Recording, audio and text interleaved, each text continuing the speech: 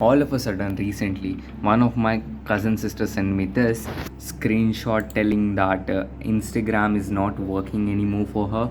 And also, when I check the Google search trends, which is basically a tool which shows how many people are searching for those terms, like see here the Instagram stopping, and it's just rising right here, as you can see on 19th May, which is today. So people are started searching for Instagram stopping or Instagram crashing right now. And here in this particular video, I'm going to show you the definitive guide that you can use. So as you can see, I am Kunal Kashyap from Backdroid and Insta.Backdroid. So here you can see there are several things that you can do. The reasons behind it, probably your device is not compatible.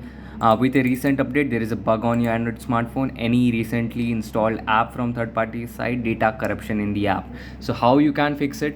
Uninstall the app manually, but don't do this. I won't recommend it. Simply clear the Instagram cache data and then restart your smartphone and see if it works out. Because it worked for my cousin sister, it should work for you. As you can see, you can clear cache like this, and also you can free out some of your storage and uninstall unnecessary apps.